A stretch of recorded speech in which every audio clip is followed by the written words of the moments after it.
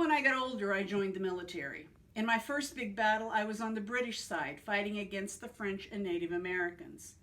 I was nearly shot 4 times. 4 musket balls ripped through my clothing, but nothing could stop me. While others were screaming, I raced across the battlefield, keeping people calm. We lost the battle, but I became the commander of all of Virginia's fighting forces. At the age of 23, I ran for office to be a member of the House of the Virginia Legislature. I lost. That's right, I lost. Next time I'll be better organized. It didn't stop me. I tried again, and this time I won. In fact, I won re-election every time after that. But the world as I knew it was about to change. Remember, when I was growing up, the United States didn't exist yet. Back then there were no states, just colonies, all of them controlled by England. We were ruled by the British king named King George III. The king is unfair. He wants us to pay more for everyday things like stamps and tea. We deserve to be free. In April 1775, the first shots were fired in Massachusetts, in Lexington and Concord. It took 8 days for the news of this new American Revolution to reach me. Are we going to let the colonists in Massachusetts fight alone, or are we going to join them? It was one of the biggest questions in history. The answer came in a meeting called the Second Continental Congress. The 13 colonies decided we would fight together against King George III. All they needed was a leader for the battle. Guess who they chose? You look like you're in charge. Some say it was because I was a natural leader. Some say it was simply because I was taller than everyone else. But let me tell you a secret.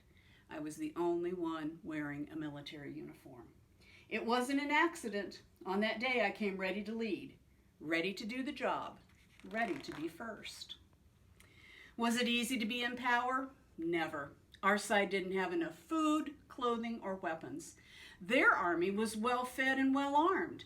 Our side didn't have trained soldiers. We were farmers and fishermen. Their side was the greatest fighting force in the world.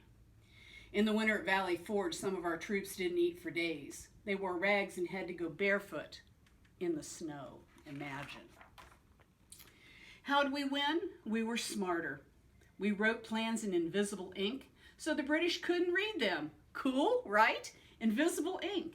My code name was 7-Eleven. We were sneakier. We launched surprise raids like this one when we crossed the Delaware River. But most important, we wouldn't give in. They were fighting for a king. We were fighting for a cause, our freedom. Also, let's not forget we had a weapon they'd never have. We had General George Washington. After we beat the British Army, a new government was formed.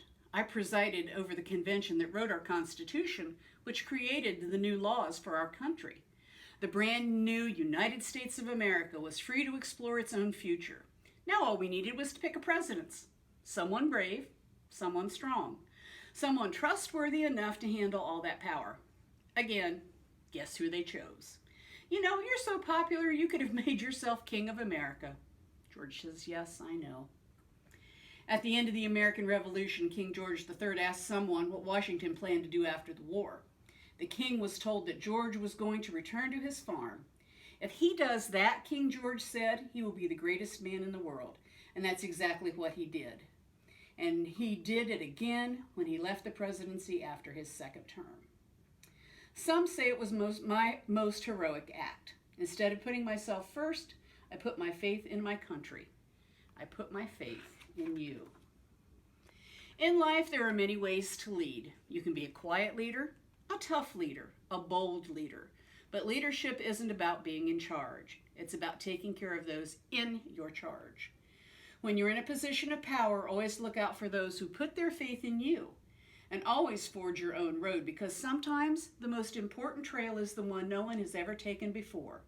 When you do those things, you'll clear a path that will lead the way for others. Every year we still celebrate his birthday. President's Day is a national holiday. He got the only state named after a president. He was even one of the country's first postage stamps. People think he wore a wig, but he never did. He powdered his hair white, which was the style back then. I just like that he wore fake teeth. They weren't made of wood, though. They were ivory. The little girl over here says, gross. And you can see them at Mount Vernon. Leadership doesn't come from charisma or personality. It comes from courage. The courage to do what's right. The courage to serve others. The courage to go first. I am George Washington. Today they call me the father of our country.